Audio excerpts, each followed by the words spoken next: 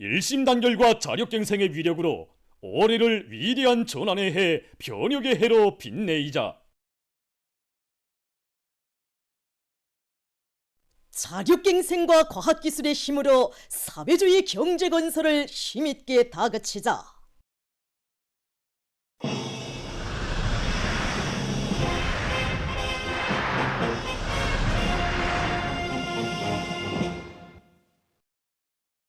최근에 과학기술 보급실을 단위 발전과 인재 육성의 고점으로 잘 꾸리고 종업원들이 자기 공장, 자기 직종에 맞는 전문 지식을 습득할 수 있게 과학기술 보급 사업을 실속 있게 하고 있는 단위들이 계속 늘어나고 있습니다.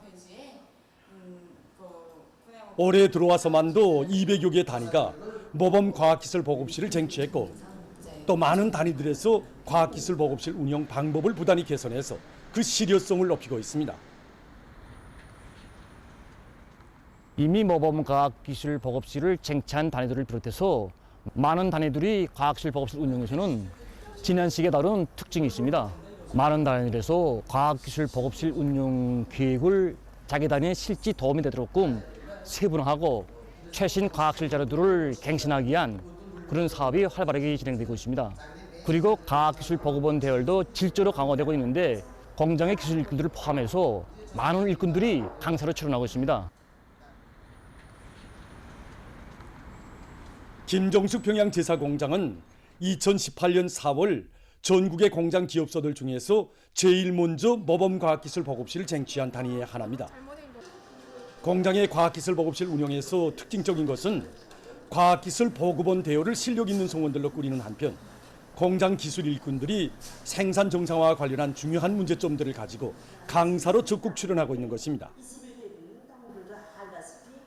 과학기술 보급실 운영에서 누가 강사로 출연하는가가 매우 중요하다고 봅니다. 생산을 하면서 종업원들 속에서 제기되는 의문점들을 그런 것을 종합해가지고 이런 과학기술 강의를 할 때는 기술 실무가 제일 높은 일꾼들이 출연할 때 그때가 실효가 제일 높았습니다. 실제 올해 비단실의 품격을 높이기 위한 그런 데서 창안된 기술혁신 창안들도 다 여기 과학기술 보급실에서 많이 나왔습니다. 동평양 화력발전소에서는 생산 공정과 직종이 많은 단위 특성에 맞게 과학기술 보급 사업을 철저히 직종별로 조직해서 종업원들이 자기가 다루는 설비와 생산 공정에 정통하도록 하는 데 중점을 두고 있습니다. 일률적인 과학기술 보급실 계획을 세워서 집행하는 과정으로는 현장에 이곳 일꾼의 말에 의하면 최근 석 달 사이에만도 운탄기 통해서 급탄기의 능률을 높인 것을 비롯해서 10여 건의 새 기술 혁신안들이 생산에 도입돼서 운을 내고 있는데 이것을 내놓은 종업원들은 모두가 과학기술 보급실의 열성 독자들이라고 합니다. 전력공업성 고려기술교류사에서는 과학기술 보급 사업을 현장에 최대한 접근시킬 수 있게 조건 보장을 따라 세우고 있습니다. 기업소에서는 전력공업과 관련한 최신 과학기술 자료 기지를 폭넓게 구축하고 갱신 주기를 부단히 단축하는 한편 사무실과 현장들에까지 과학기술 보급망을 구축해서 종업원들이 어디서나 생산과 관련한 자료들을 신속히 열람할 수 있게 하고 있습니다. 우리 기업소는 절반 이상이 다 석사 이상, 석사 박사들입니다. 배치될 때부터 된 것이 아니고 정상적인 생산 활동을 진행하면서 이 과학기술 보급실을 통한 과학기술 학습을 진행해서 현장들에 도입하는 과정에 이제처럼 석사도 되고 박사도 되고 이렇게 됐습니다. 이 과학기술 보급 사업에 대한 조건 보장 사업 잘해줄 때 실력도 올라가고 거기 맞는 성과도 더 나올 수 있다는 거 이것을 경험으로 찾았습니다. 앞선 단위들의 경험은 현장과 가장 가까운 교정이며 단위의 귀중한 제부인 과학기술 보급실 운영을 뚜렷한 목표와 옳은 방법론을 가지고 해나갈 때 단위 발전에서 실질적인 성과를 거둘 수 있다는 것을 보여주고 있습니다. 전국 대학생 정보과학기술 성과 전시회가 24일 과학기술 전당에서 개막됐습니다. 조선노동당 중앙위원회 부장 리두성 동지, 교육위원회 위원장 김승두 동지, 관계부문, 청년동맹 일꾼들, 대학생들이 여기에 참가했습니다. 사회주의 애국청년동맹 중앙위원회 위원장 문철 동지가 개막사를 했습니다.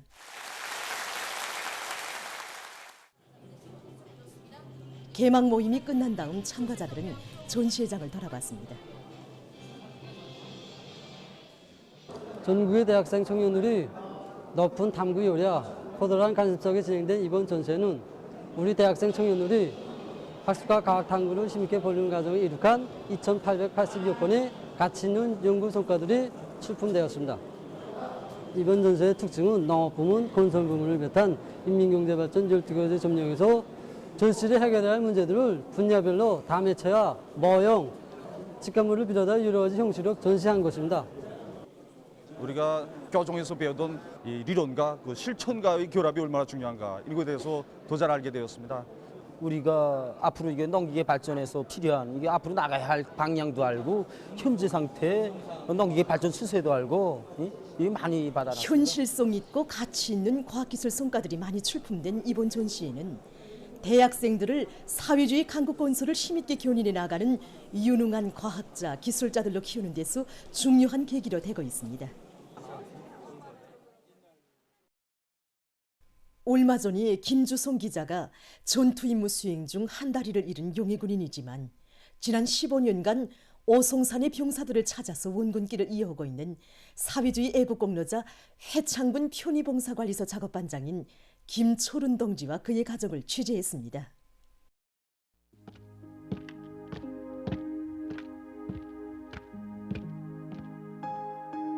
화면에서 보는 이 사진에서 쌍지팽이를 짚고 있는 사람이 우리 이야기의 주인공인 용해군인 김초른 동지입니다. 용해군인이 된 후 김초른 동지가 원군길에 나서면서 처음으로 찍은 사진이라고 합니다. 사람들의 동정을 불러일으키는 모습이지만 기자는 그 사진에서 그 어떤 비관이나 동정도 바라지 않는 억센 사나이의 모습을 봤다고 했습니다. 김초른 동지는 기자에게 전투 임무 수행 중 부상을 입고 한 다리를 잃었을 때 절망감에 빠져 며칠 동안 잠을 이루지 못했다고 합니다.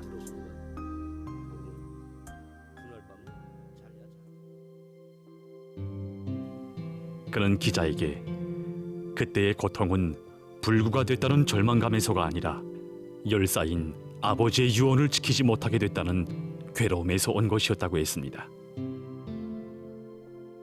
온화한 광산에서 동지들을 구원하고 희생된 그의 아버지는 김초른 동지가 어릴 때 자주 고향을 지켜 싸운 인민군 열사들에 대한 얘기를 들려주면서 나라가 있구야 고향도 가정도 있다고 최고사령관 동지의 병사로 한 생을 살라고 당부했다고 합니다.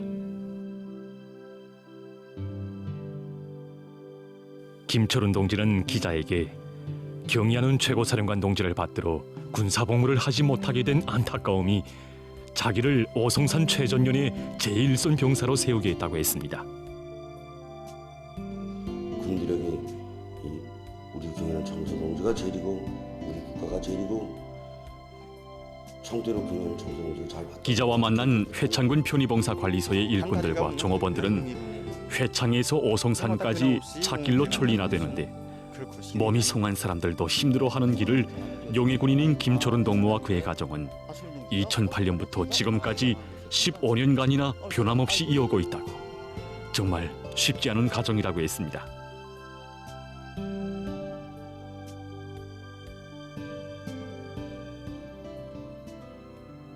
이 사진들은 지난 2008년 2월 김초른 동지가 처음으로 오송산의 최전연을 찾았을 때 찍은 사진들입니다.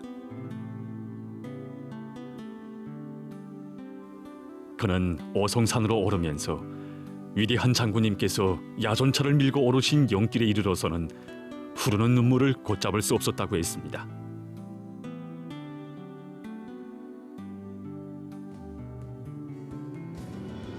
김초른 동지는 이 영길에 오르면 병사들을 찾아 사선도 해초가신 위대한 장군님과 경야는 청비수 동지의 자애로운 용상이 오려오고 경야는 최고사령관 동지의 병사들을 위해 원건길을 끝까지 걸어갈 맹세가 더욱 굳어진다고 얘기했습니다. 기자는 아직도 군사복무 시절의 군인다운 결폐가 엿보이고 자주 우리의 최고사령관 동지, 경야는 최고사령관 동지라는 전칭수 식사를 정중히 쓰는 그의 말과 행동에서 한 생을 변함없이 최고사령관 동지의 병사로 살려는 그의 삶의 지향을 읽을 수 있었다고 했습니다.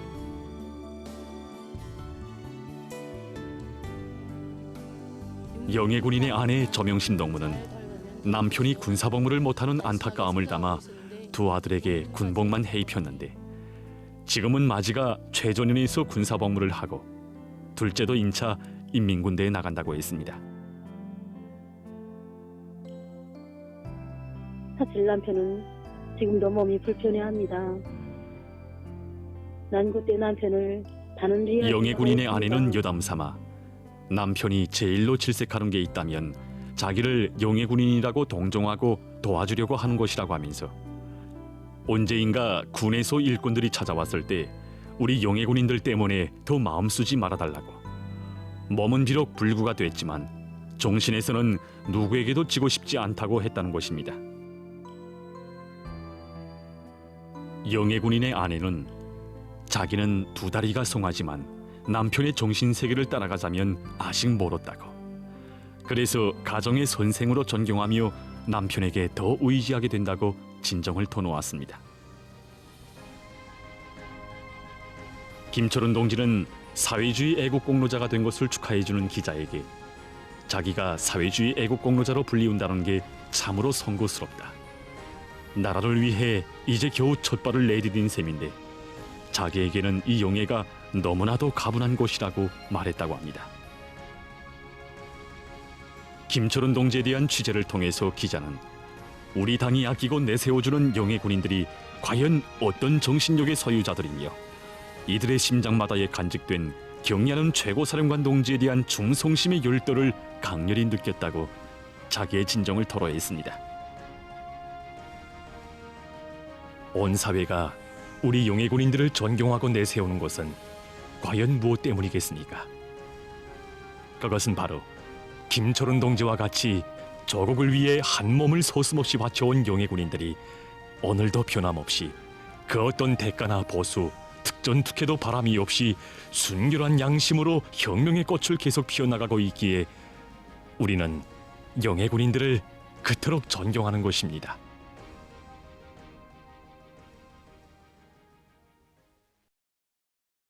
지난 10월 17일에 텔레비전 촬영가들이 우리나라 6대 명산 중에 하나로 손꼽히는 묘양산의 가을 풍경을 촬영했습니다.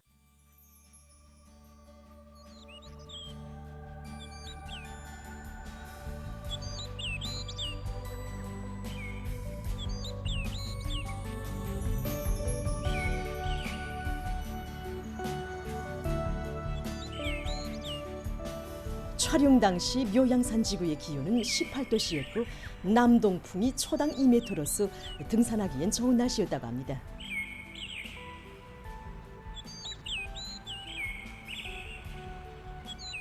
지금 보시는 화면은 하비로암에서 본 묘양산의 단풍경관입니다.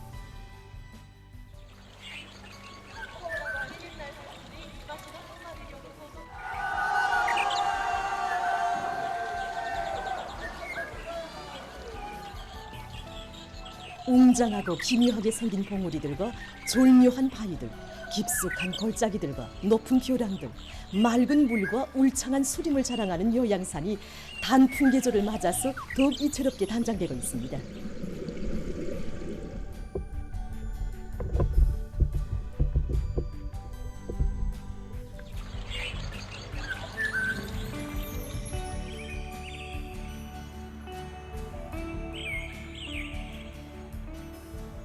묘양산에서 오래 살아온 사람들은 지난 시기엔 묘양산이 9월 10일경부터 단풍이 들기 시작해서 10월 초순경에 절정을 이루곤 했는데 올해엔 지난해에 비해서 단풍 드는 시기가 열흘 정도 늦어져 10월 말경에 단풍 경치가 최절정을 이룰 것 같다고 말했습니다.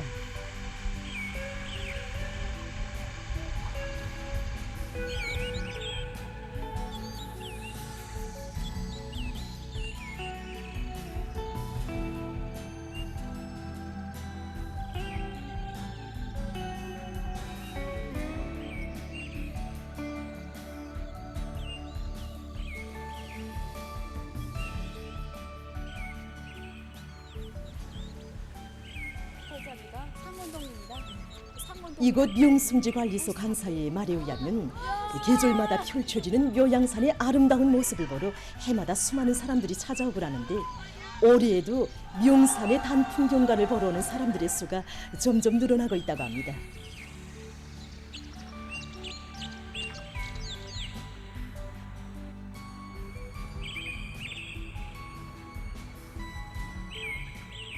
계절마다 독특한 경관을 자랑하는 묘양산의 절경 중에서도 만산의 붉은 단풍으로 더욱 아름다운 묘양산의 가을 경치는 찾아오는 사람들에게 유다른 기쁨과 정서를 안겨주고 있습니다.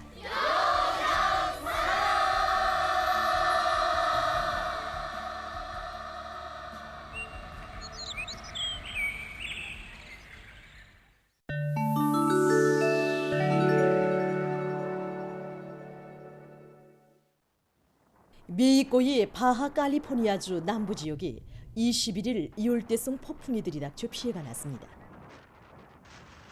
시속 130km의 폭풍으로 나무들이 넘어지고 교통이 마비됐다고 합니다. 해당 기상기관은 일부 지역에서 150 내지 400mm의 폭우가 내릴 것으로 예견된다고 밝혔습니다. 최근 농업 부문에서 작업 정밀도가 높은 무인기들이 적극 활용되고 있습니다. 이것은 분무용 무인기입니다. 전문가들의 말에 의하면 무인기로 농약 분무를 진행하는 데서 가장 중요한 것은 조종 시 무인기의 비행 고도를 잘 조절하는 것이라고 합니다. 그것은 비행 고도에 따라 작물에 뿌려지는 농약 시비량이 달라지기 때문이라고 합니다. 특히 다락밭을 비롯해서 지형이 복잡한 곳에서는 무인기의 비행 고도를 정밀 조정하기가 보다 어렵다고 합니다.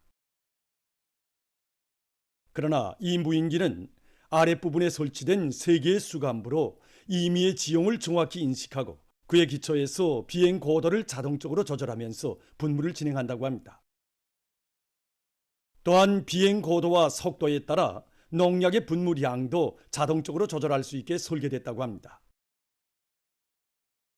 최근 연구사들이 수지를 종류별로 선별할 수 있는 새로운 수지 선별기를 제작했습니다.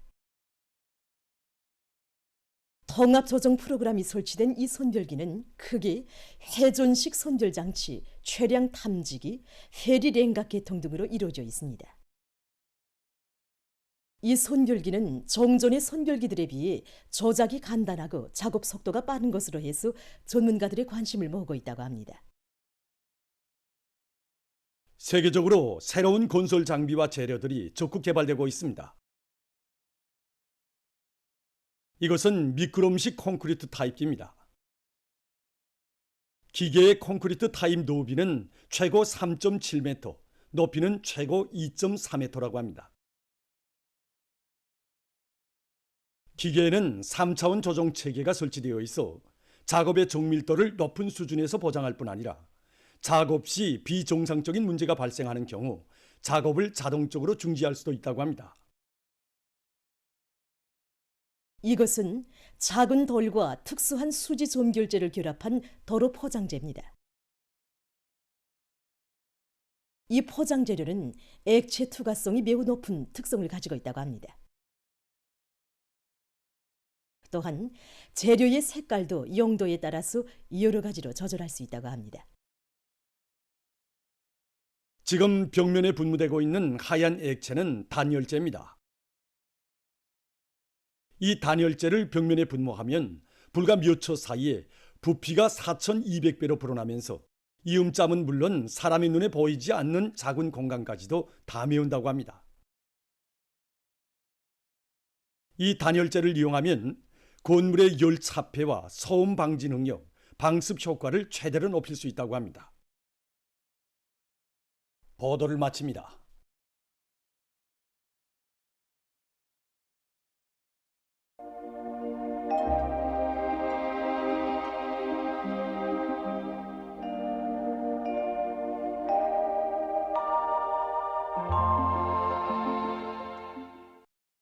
날씨를 알려드리겠습니다. 오늘 약한 저기압골의 영향으로 전반적 지역에 구름이 많이 꼈고 서해안과 내륙의 여러 지역을 비롯한 일부 지역에서 새벽과 오전 사이에 안개가 꼈습니다.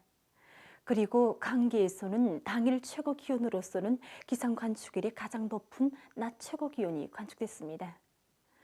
오늘 평양의 낮 최고 기온은 22도로서 평년보다 6도 높았고 오지 않은 같았습니다. 아침 최저 기온은 11도였습니다.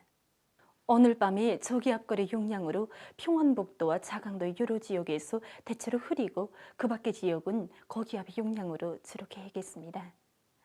내일은 고기압과 약한 저기압골의 영향을 받겠습니다.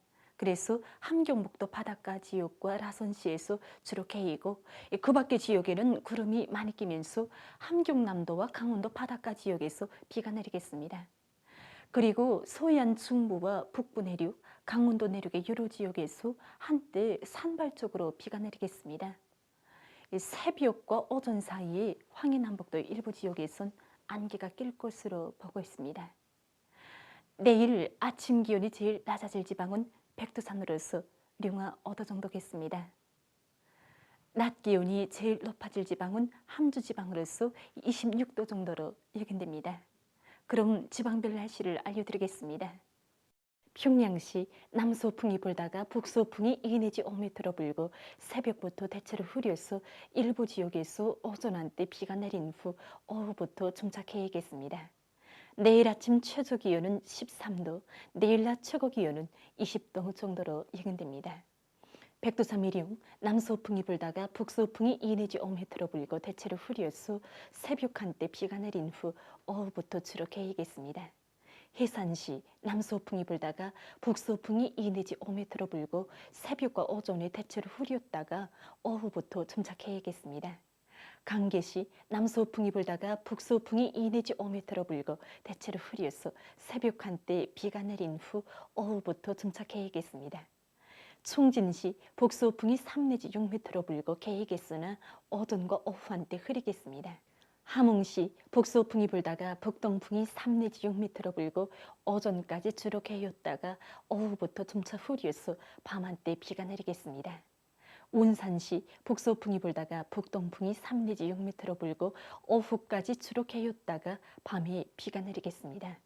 신의주시 남서풍이 불다가 북서풍이 2 내지 5m로 불고 새벽에 대체로 흐렸다가 오전부터 정착해야겠습니다. 평송시 남서풍이 불다가 북서풍이 2 내지 5m로 불고 새벽부터 대체로 흐려서 오전 한때 비가 내린 후 오후부터 정착해야겠습니다. 사리온시 남서풍이 불다가 북서풍이 2 내지 5m로 불고 새벽부터 대체로 흐려서 오전 한때 비가 내린 후 오후부터 정착해야겠습니다. 해주시 남서풍이 불다가 북서풍이 2 내지 5m로 불고 새벽부터 대체로 흐려서 오후 한때 비가 내린 후 밤에 주로 개이겠습니다. 개송시 남서풍이 불다가 북서풍이 2 내지 5m로 불고 새벽부터 대체로 흐려서 오후 한때 비가 내린 후 밤에 주로 개이겠습니다. 내일 조선동해에서는 서풍이 북동풍으로, 조선 서해에서는 남서풍이 북풍으로 바뀌면서 점차 세지는 감은 있겠지만 물결은 2m 이하로 일겠습니다. 그리고 함경남북도 해상은 대체로 흐리고 강원도 해상은 흐려서 비가 내리겠습니다. 조선 서해에서는 흐렸다가 개이겠습니다. 모레 조선동해에서는 북동풍이, 조선 서해에서는 북서풍이 점차 약해지겠고 물결은 2m 이하로 일겠습니다. 계속해서 10월 27일부터 29일까지 예견되는 날씨를 알려드리겠습니다. 27일에 습한 바다 공기의 영향으로 함경남도와 강원도의 일부 지역에서 비가 내리고 그 밖의 지역은 고기압의 영향으로 주로 개이겠습니다. 그리고 서해안과 함경남북도의 일부 지역에서 한때 초당 7 내지 10m의 비교적 센 바람이 불 것으로 예견됩니다. 28일에는 고기압의 영향으로 전반적 지역에서 주로 개이겠습니다. 29일에는 이 고기압과 북부 지역으로 이동이어는 저기압골의 영향을 받아서 평안북도 여러 지역에서 개였다가 흐리고 그 밖의 지역은 주로 개이겠습니다. 이 기간에 전국일 평균 기온은 평년보다 높을 것으로 예견됩니다. 그럼 이 기간 예견되는 지방별 날씨를 보시겠습니다.